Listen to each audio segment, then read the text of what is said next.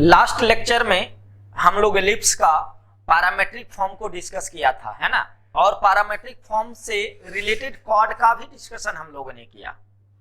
अब हम लोग relative position of a point with respect to ellipse देखेंगे, जो कि हमने सर्कल में भी डिस्कस किया था, पैराबोला में भी डिस्कस किया कि रिलेटिव पोजीशन क्या हो सकता है किसी एलिप्स को लेके, है ना।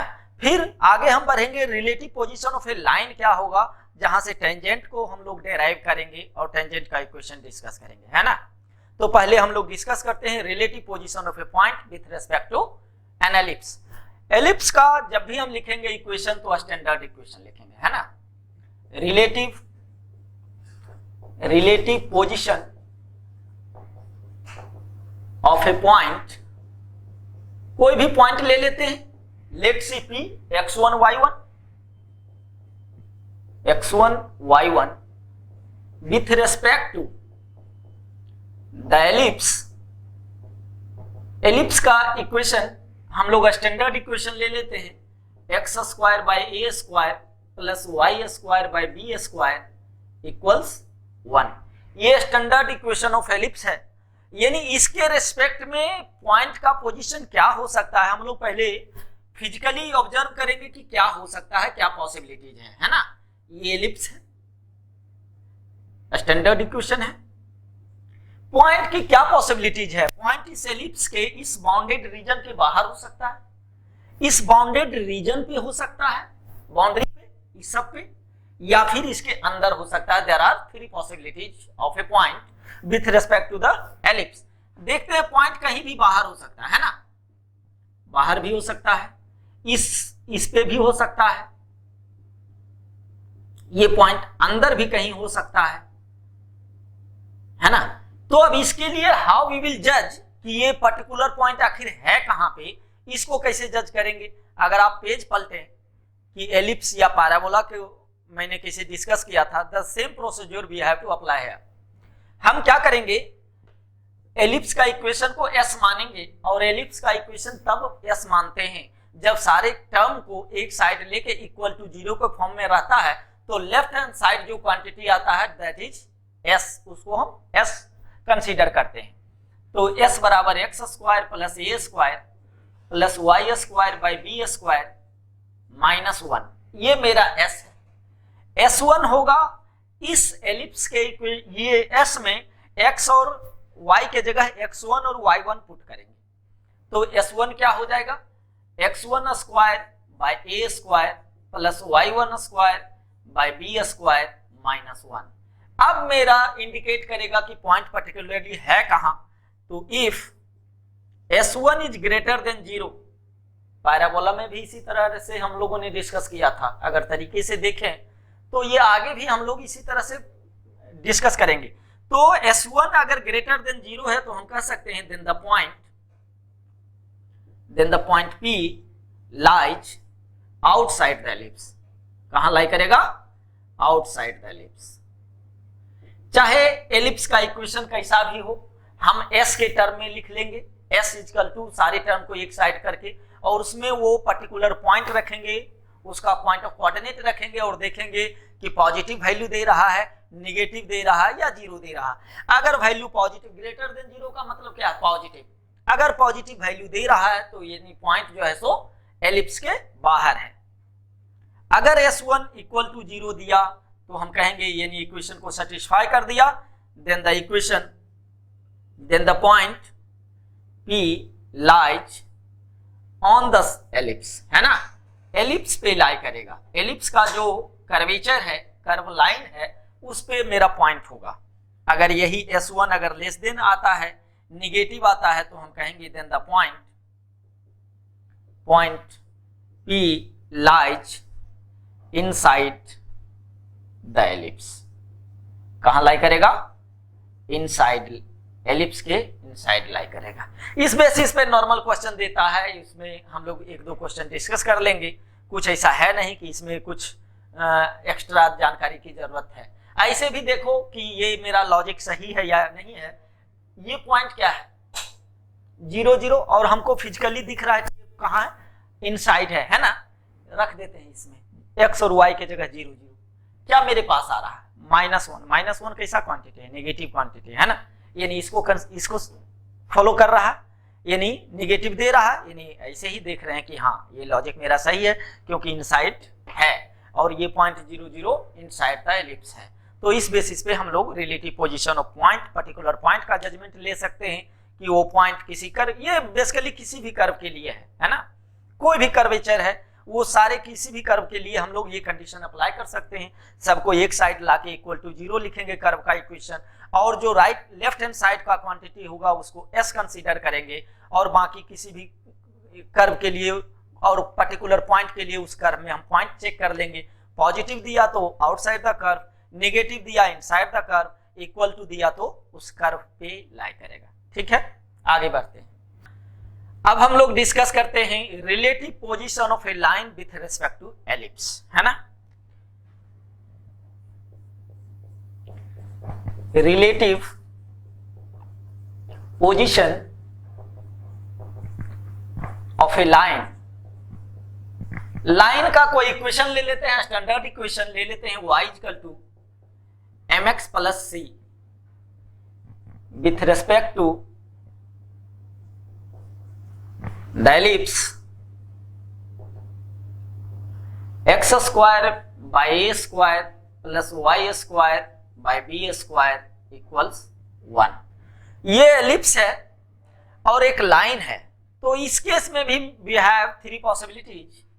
अगर हम देखें तो क्या पॉसिबिलिटीज है कि एक ऐसा भी लाइन हो सकता है कि इससे बाहर हो, सपोज ये लाइन जा रहा है, ये क्या है y equal to mx plus c, इसको टच ना करे, एलिप्स से कोई नाता रिश्ता नहीं है, तो हम कहेंगे line lies outside the ellipse.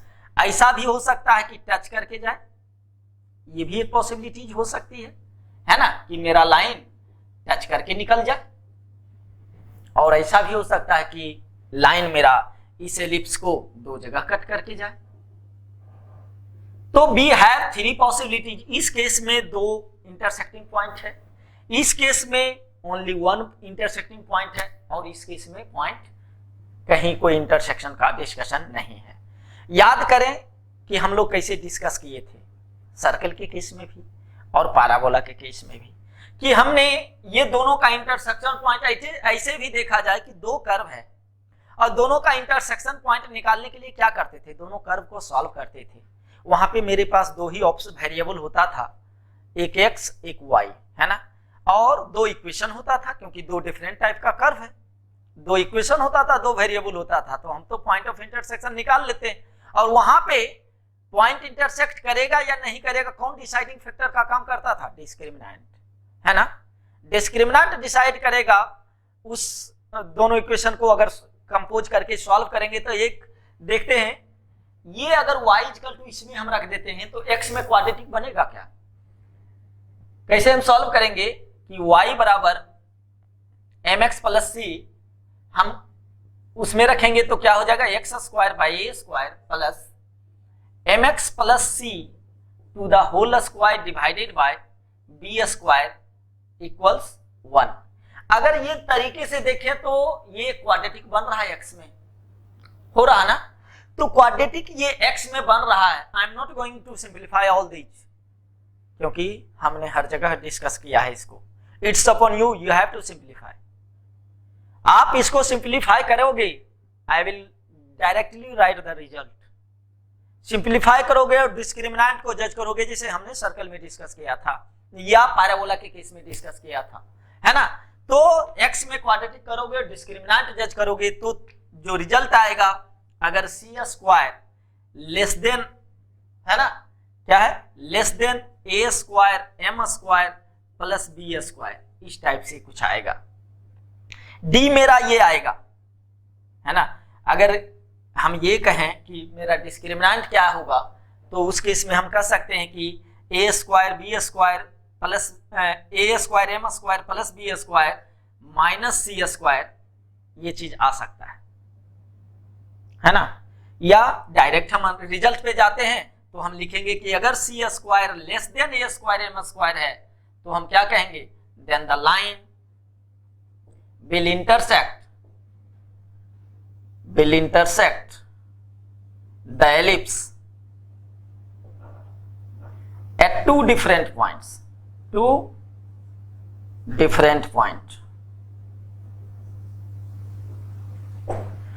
अगर ये कंडीशन सेटिस्फाई कर रहा था, कोई भी लाइन में हमको लाइन का कैसा भी फॉर्म दिया रहे स्ट्रेट लाइन का इक्वेशन, तो we have to write the straight line equation in the form of y equal to mx plus c, so that हम c और m को सेपरेट कर सके, है ना।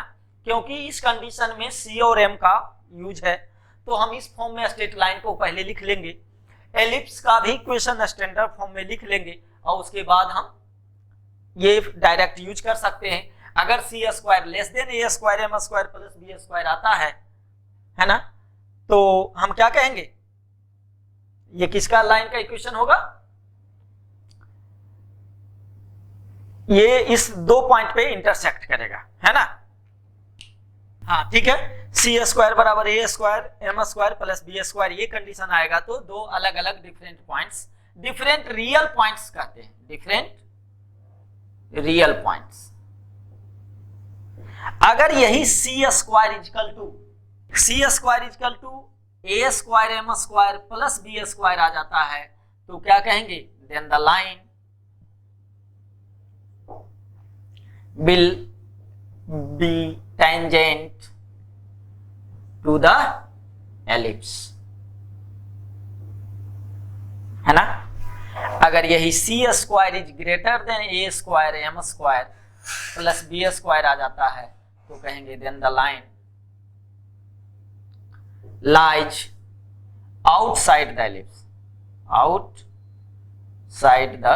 एलिप्स, या there is no connection with the ellipse and straight line.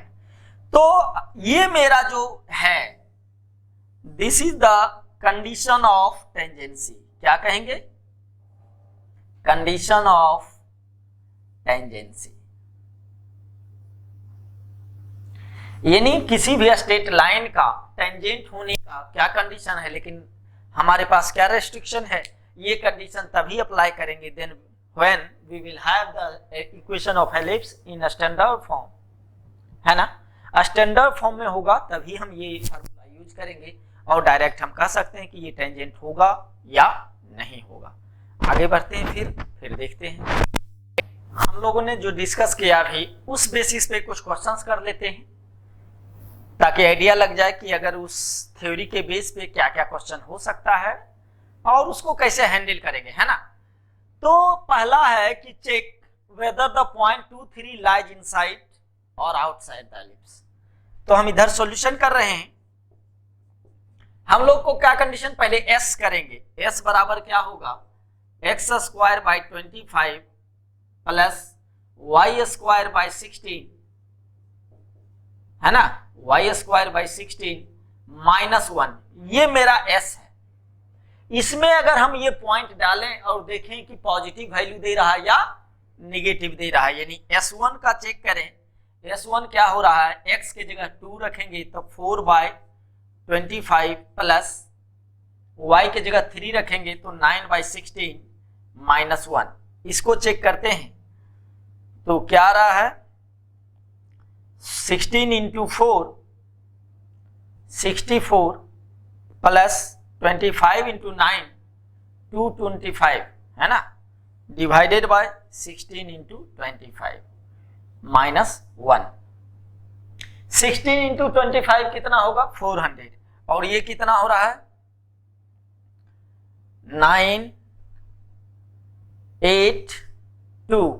289 bye 400 minus 1, ये कैसा क्वांटिटी है, निगेटिव है। तो हम क्या कहेंगे, यानी the point 2, 3 lies inside the ellipse, है ना। कहां लाई करेगा, इनसाइड करेगा, क्योंकि ये क्वांटिटी कैसा आ रहा है, नेगेटिव आ रहा है। सेकेंड क्वेश्चन देखते हैं, find the set of values of alpha for which the point lies inside the. तो फिर वही कंडीशन, 2, 3 के जगह क्या रखेंगे, अल्फा और माइनस अल्फा, और फिर देखते हैं solution. First solution second. Point मेरा पहले एस देख लेते हैं। इस केस में क्या है, X square by 16 plus Y square by 9 minus 1 है ना। S1 मेरा क्या होना चाहिए, निगेटिव होना चाहिए अगर इनसाइड होगा पॉइंट। तो S1 पॉइंट के जगह क्या रखेंगे, x1 y1 के जगह अल्फा और माइनस अल्फा। तो ये क्या हो जाएगा, अल्फा स्क्वायर बाई 16 प्लस ये भी alpha square by 9 minus 1 is less than 0। यहां से अगर सिंप्लीफाई करते हैं तो कितना जा रहा है, 9 प्लस 16 है ना, यानी 25 alpha square divided by 144 minus 1 is less than 0। इसको अगर सिंप्लीफाई करेंगे तब क्या लिखेंगे, 25 alpha square minus 144 by 144 is less than 0। फिर आगे बढ़ते हैं, इसका सिंप्लीफिकेशन कर लेते हैं, इसका इनइक्वालिटी सॉल्व करते हैं। तो क्या लिखेंगे, 5 alpha plus 12 into 5 alpha minus 12 is less than 0 होगा क्या। ऊपर में ए स्क्वायर माइनस बी स्क्वायर का फॉर्म है, 5 अल्फा का स्क्वायर और 12 का स्क्वायर। इस तरह से साइन स्कीम अगर देखें तो एक आएगा माइनस 12/5 और ये इसका रूट आ जाएगा 12/5। इधर कोई भी वैल्यू मेरा पॉजिटिव देगा, ये निगेटिव देगा, ये पॉजिटिव देगा, यानी अल्फा कहां से कहां तक होना चाहिए, अल्फा बिलोंग्स टू -12/5 से लेके 12/5 के बीच। इसके बीच अगर अल्फा होगा तो मेरा ये पॉइंट सेटिस्फाई करेगा ये कंडीशन को, और तब हम कह सकते हैं कि ये पॉइंट इनसाइड द एलिप्स लाई करेगा, है ना। थर्ड क्वेश्चन को देखते हैं, थर्ड क्वेश्चन क्या कहता है। थर्ड क्वेश्चन को डिस्कस करते हैं। थर्ड क्वेश्चन है, find the set of values of lambda for which the line this intersect the ellipse at two distinct point. तो हम लोगों ने डिस्कस किया था कि अगर टू डिस्टिंक्ट पॉइंट पे अगर इंटरसेक्ट करेगा तो क्या कंडीशन होना चाहिए, C square is less than A square M square plus B square. This is the required condition, है ना, this is the required condition.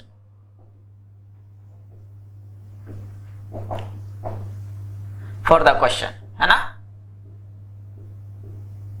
Question का डिमांड जो है उसके अकॉर्डिंग यही कंडीशन होना चाहिए, क्योंकि टू डिस्टिंक्ट पॉइंट पे यानी दो रियल रूट मिलने के लिए हमारे पास ये कंडीशन होना चाहिए। तो सी हम और एम पहले ही हम डिस्कस किए थे कि इस लाइन को हम y = mx + c के फॉर्म में लिखेंगे और फिर हम आगे प्रोसीड करेंगे, क्योंकि a मुझे पता है a = 4 और b = 3 है ना। यहां से a स्क्वायर b स्क्वायर होता है। अब उसको लिखते हैं y = mx + c, तो लिखेंगे 4y = 3x + लैम्डा, यानी y = 3/4x प्लस λ/4। ये मेरा c हो गया, ये मेरा m हो गया, है ना। ठीक है, अब इसमें रख देते हैं तो c स्क्वायर क्या हो जाएगा, λ²/16। c square is less than क्या होना चाहिए, a square m square. a क्या स्क्वायर क्या है 16, m square into 9/16 plus b square 9, यानी क्या लिखेंगे, λ² is less than λ²/16 is less than कितना हो गया 18, है ना, 9 + 9। तो हम लिख सकते हैं λ²/16 - 18 इज लेस देन 0। आगे अगर हम इसको सिंप्लीफाई करते हैं तो हो जाएगा λ² - 16 × 18, 16 × 18 कितना रहा 288, 288/16 इज लेस देन 0। तो इसको हम 288 का अगर हम कन्वर्ट करें रूट में तो कितना आ जाएगा 144, है ना।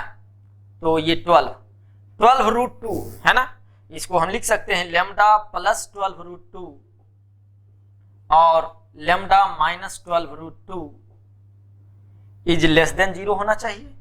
ए स्क्वायर माइनस बी स्क्वायर, यहां से साइन स्कीम निकाल लेंगे तो -12√2 और 12√2, इधर पॉजिटिव, ये नेगेटिव, ये पॉजिटिव। मेरा सॉल्यूशन सेट कहां से कहां तक लाई कर रहा है जी? नेगेटिव क्वांटिटी यहां से यहां तक, है ना। तो हम कहेंगे लैम्डा बिलोंग्स टू -12√2 से लेके 12√2 तक, ये मेरा सॉल्यूशन सेट आएगा। तो इस तरीका से हम लोग क्वेश्चन देखते हैं, क्वेश्चन हैंडल करते हैं कि क्या और कैसे होना चाहिए, ठीक है। इस तरह से हम अगर जस्टिफाई करें सारी चीजों को तो हम आसान से कर सकते हैं। अब आगे बढ़ते हैं हम लोग टेंजेंट के फॉर्म में, है ना। इक्वेशन ऑफ टेंजेंट क्या होगा इन डिफरेंट फॉर्म। अब हम लोग आगे बढ़ते हैं different forms of equation of tangents. Tangent का इक्वेशन अलग अलग फॉर्म में क्या होगा, कैसे होगा, उसको डिस्कस करते हैं। और ये सारी चीजें हम लोग पहले भी पैराबोला और सर्कल में हम लोग देख चुके थे, है ना। The equation of tangent, equation of tangent in different forms, different forms. पहला है स्लोप फॉर्म। स्लोप फॉर्म का मतलब है कि if the slope of the tangent is given, slope of the tangent is given, है ना। कंडीशन हम ले लेते हैं एलिप्स का equation x² by a² plus y² by b² equal to 1। इस कंडीशन के लिए ही हम डेराइव कर रहे हैं। Slope of the tangent is given m, क्या है slope of the tangent? m। हम टेंजेंट, कंडीशन ऑफ टेंजेंसी जानते हैं, c इक्वल टू क्या होता है? c² equal to a² m² plus b², तो c बराबर plus minus square root of a² m² plus b²। यानी इक्वेशन ऑफ टेंजेंट क्या हो जाएगा? टेंजेंट एज y बराबर mx plus c, mx plus c के जगह पे मेरा ये आएगा a² m² प्लस, ये हम लिख सकते हैं, है ना, इक्वेशन ऑफ टेंजेंट। देखो अगर यानी 2c दे रहा है सेम स्लोप से, यानी हम कह सकते हैं कि there are 2 parallel tangents can be drawn. अगर ये स्लोप से ये है तो एक स्लोप से इधर भी हम ड्रॉ किया जा सकता है। पैरेलल स्लोप होगा लेकिन c का अलग अलग कंडीशन होगा, है ना। तो 2 parallel tangents can be drawn, है ना। तो इसीलिए plus minus c same slope है, लेकिन टेंजेंट का इक्वेशन 2 अलग हो सकता है सेम स्लोप के लिए। नेक्स्ट है पॉइंट फॉर्म। पॉइंट फॉर्म का मतलब यह है कि इफ एनी पॉइंट P, मान लेते हैं x1 y1 is given on the ellipse. कहां पे ये पॉइंट है? एलिप्स पे पॉइंट है, और उसी पॉइंट पे हमको टेंजेंट का इक्वेशन लिखना है। देखो इस तरह से है, ये पॉइंट है और इस पॉइंट पे हमको टेंजेंट चाहिए। ये पॉइंट दिया हुआ है P, x1 y1। तो हम डिस्कस किए थे कर्व, कोई भी कर्व होगा तो क्या करते थे? डिफरेंशिएट करते थे, है ना, स्लोप निकालने के लिए। तो मेरा x² by a² plus y² by b² बराबर 1 है। इसको डिफरेंशिएट करेंगे तो क्या मिलेगा? 2x by a² plus 2y by b² dy by dx equal to 0। 1 का डिफरेंशिएशन 0, तो यहां से क्या हो जाएगा? 2y by b² dy by dx equal to minus 2x by a², यही आएगा। यानी dy बाई dx हम निकाल लेंगे, यहां से क्या हो जाएगा? 2 तो कैंसिल आउट हो जाएगा, b² ऊपर जाएगा, minus x b² divided by y a²। ये स्लोप आया, लेकिन स्लोप हमको किस पॉइंट पे चाहिए? dy by dx eight x1 y1 पे। तो स्लोप क्या मिल जाएगा? Minus x1 b² divided by y1 a²। ये मेरा स्लोप ऑफ आ गया इस पर्टिकुलर पॉइंट पे। तो इक्वेशन हम लिख सकते हैं y माइनस y1 बराबर m क्या है, ये है ना, minus x1 b square divided bye y1 a square और x माइनस x1। इस पॉइंट से पास कर रहा है तो एक पॉइंट पता है, स्लोप पता है, तो टेंजेंट का, तो टेंजेंट क्या है, एक स्ट्रेट लाइन है। स्ट्रेट लाइन का तो इक्वेशन हम लोग लिख सकते हैं आसान से, y minus y1 equal to slope m x minus x1। Cross multiply करते हैं, we will have y1 a square minus y1 square a square बराबर minus x1 b square plus x1 square b square. ठीक है, ये लिखा जा सकता है। अब करते क्या है, तो उस साइड लेके चलते हैं, इस क्वांटिटी को, इसको इधर लाते हैं, तो क्या हो जाएगा, x1 b square plus y1 a square equal to x1 square b square plus y1 square a square. लिखाएगा क्या, अब दोनों side a square b square से डिवाइड कर देते हैं, देखते हैं क्या होता है। क्या कितना डिवाइड किए, a स्क्वायर b स्क्वायर से, a स्क्वायर b स्क्वायर से डिवाइड कर देते हैं, तो देखते हैं क्या आता है। a स्क्वायर गया, b स्क्वायर गया, a स्क्वायर b स्क्वायर, क्या मिला, x1 by a square plus y1 by b square equals, ये देखो क्या आ रहा है, यहां से क्या आ रहा है, x1 square by a square plus y1 square by b square. ये आया क्या, ये एलिप्स पे पर्टिकुलर पॉइंट P है, तो यानी एलिप्स के इक्वेशन को ये पॉइंट सेटिस्फाई करेगा। ये पॉइंट अगर एलिप्स पे है तो यहां से हम क्या लिखेंगे, x1 square by a square plus y1 square by b square equal to what, 1, क्योंकि इस को सेटिस्फाई करेगा। x और y की जगह x1 y1 रखेंगे तो इसकी जगह पे हम क्या कर देंगे, 1 रखेंगे, यानी ये मेरा 1। ये किस फॉर्म में हो गया, पॉइंट फॉर्म में, equation of ellipse, tangent, equation of tangent in case of ellipse, और पॉइंट फॉर्म में टेंजेंट का इक्वेशन आराम से याद रख सकते हैं, x1 by a square y1 by b square equal to 1। एक और फॉर्म है पैरामेट्रिक फॉर्म, उसको हम लोग डिस्कस करते हैं, equation of ellipse in parametric form, है ना।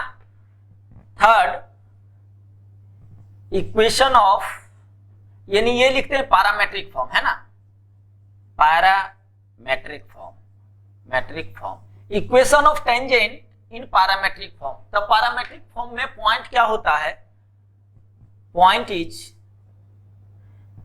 a cos थीटा और b sin थीटा, यही होता है। ये हम लोग जानते हैं कि कोई भी पॉइंट, तो x1 और y1 की जगह मेरा क्या हो जाएगा, a cos theta b sin theta रख दो, काम हो जाएगा। इक्वेशन ऑफ टेंजेंट, टेंजेंट ये x1 है ना, तो x1 की जगह a cos theta by a square plus y1 की जगह b sin theta divided by b square equals 1, यानी a कैंसिल होगा, b कैंसिल होगा, we will have x cos theta by a plus y sin theta by b equals 1। This is the equation of tangent in parametric form. तो parametric form में tangent का equation किस form में होगा, वो हम आराम से यहाँ से डिस्कस कर सकते हैं, यहाँ से लिख सकते हैं। ठीक है, यहीं तक रखते हैं क्लास को, फिर नेक्स्ट क्लास में हम लोग नॉर्मल फॉर्म ऑफ इक्वेशन देखेंगे और फिर आगे प्रोसीड करेंगे। ठीक है, थैंक यू।